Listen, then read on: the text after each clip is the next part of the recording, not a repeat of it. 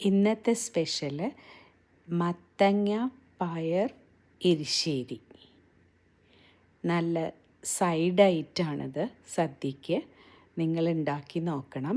മത്തങ്ങ പാകത്തിന് വേവിക്കാൻ പാടുള്ളൂ, അധികം വെന്ത് ഉടയാതെ നോക്കണം. പയർ പ്രഷർ കുക്കറിൽ വേവിച്ചാൽ മതി.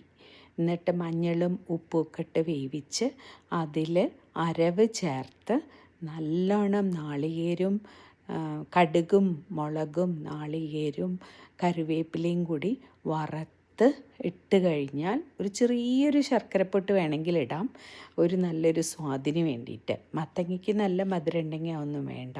അപ്പോൾ എന്തായാലും ഇതുണ്ടാക്കി നോക്കണം.